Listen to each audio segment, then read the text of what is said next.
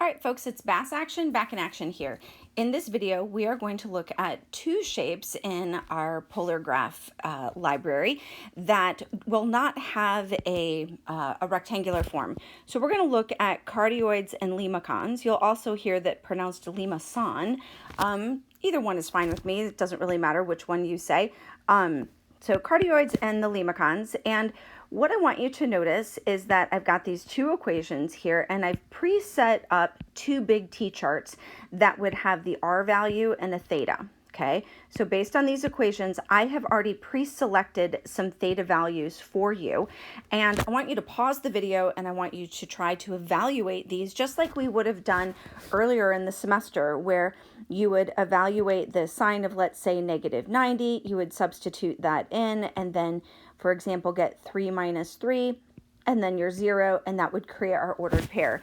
I want you to pause the video and complete these T-charts, see if you can get all these same values, and then I want you to try to take those values, take each of these ordered pairs, and try plotting them on the two polar grids that we have below, and just make sure that you can get those same values and you're still comfortable with plotting and evaluating our polar points.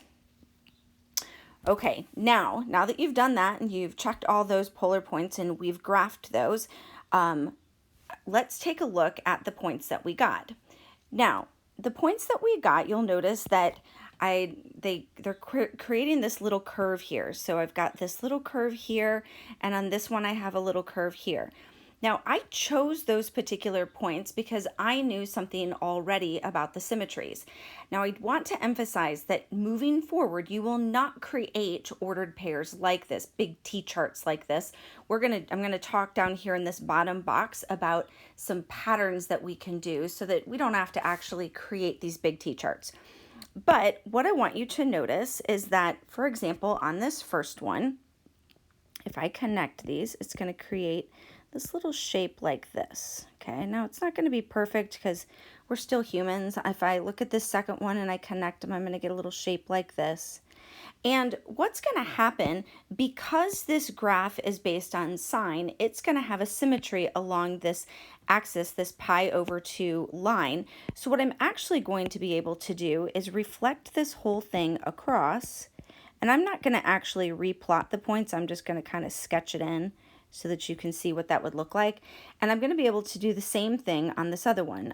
Because this one's cosine, it's going to have a symmetry along this polar axis. And we'll do some algebraic polar symmetry tests later in this lesson, not in this video, in another video. So if I draw this one in, this is what that full graph would look like. Mine looks pretty messy, but that's okay. Down here below, I have some computer-generated graphs that, of course, look much more perfect, okay? And what we want to notice is that this first one right here is called a cardioid. I can tell it's a cardioid because it touches right here at pole, okay, and then comes out. Now, this one's rotated a little different, but it touches at pole and then creates that shape. The next one is called the Limacon, okay, and I can tell that one's a Limacon because here's pole and there's this little gap. And when I look at this Limacon right here, I have this little gap right here. So all the cardioids are going to touch here at pole and then come around, but the Limacons will have a little gap. Now we're going to have two types of Limacons. We're going to have a Limacon without an inner loop and with an inner loop. So the without an inner loop is the one I have here. It has a little gap and has my little gap, and then the ones with an inner loop, the inner loop will actually kind of loop-de-loop right there at pole, okay? Now, what we want to understand is how could we tell based on an equation, because I said we don't want to make big T-charts, how can we tell based on an equation what we would actually have, what type of an equation we would have? We will know that we have a cardioid graph, okay? It's going to be a cardioid.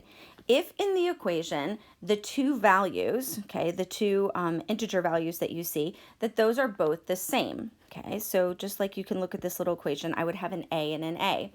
So the cardioid that I have here, its equation is actually 2 plus 2 cosine theta. And I know it's going to be 2 plus 2 cosine theta because, of course, I created it, but also what I can see is this top and bottom here, I went up and down by 2. That is always going to be this little a value. Now, I knew it was cosine because this was oriented along the polar axis, so that's how I knew it was cosine. And I knew that this was a plus because my graph was going in the positive direction. So this is always going to tell us our direction. And once I know that these two a values, what I can also know is that this point out here is going to be the sum of those two values. So the 2 plus 2 gives me 4, and that's how I know how far out it's going to go. And the cardioid will always touch right here at the pole. In terms of symmetry, if it's cosine, its symmetry is going to be on that polar axis. Again, we'll do the algebraic tests in a little while so that you can see why. And if it's sine, its symmetry is going to be pi over 2, that line pi over 2. I'm actually going to scooch this one up here a little bit for the rest of our summary. Now, the Limacons with an inner loop and without an inner loop, I'm going to write those two equations, and then we'll talk about how they're different. Okay, so on H, the equation for the graph that I've given you is 3 plus 2 cosine theta. You could have guessed cosine because it has that symmetry along the polar axis. And the I is going to be R equals 2 plus 3 cosine theta.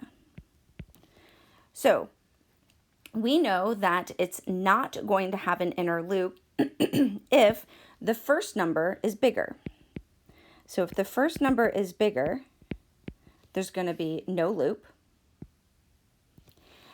And if the first number is smaller, it's going to have a loop. Now, in terms of trying to create a graph without having to do a whole bunch of points, the same thing that we had before, the up and down on both of these, the up and down, okay, that symmetry is going to be based on that a value again, that first number that you're going to see. That'll tell you how much to go up and down.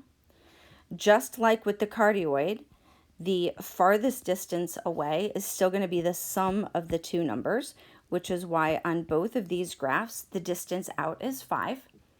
And then on the Limacons, I'm either going to have a gap that's going in the opposite direction, or I'm going to have a loop that's on the inside. And in both cases, that length of that gap in the opposite direction or the length of the loop on the inside is the difference between these two values. So the difference between the 3 and the 2 is a 1, so that gave me a gap of 1. And again, the difference between the 2 and the 3 is a 1, and that gave me a loop on the inside of a 1. And I just know whether it's going to go out or in based on which was first. Just like before, our symmetries are going to be exactly the same. If it's a cosine in the equation, it's going to have polar axis symmetry. It's going to be a pretty standard for us, axis. And if it is sine in both cases, if it's sine, it'll have symmetry along pi over 2. And then the last thing that I did not mention that's just like the cardioid is the sign between them is going to tell us the direction. So that'll tell us if it's up or down or left or right.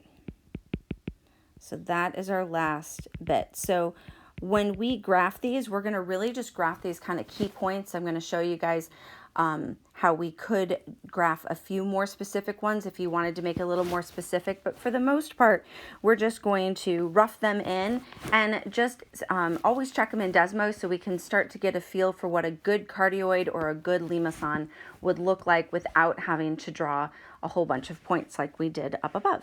All right, and that's all we have here. And in the next video, I will do the last two shapes that we're going to study, which will be Lemniscates and Roses.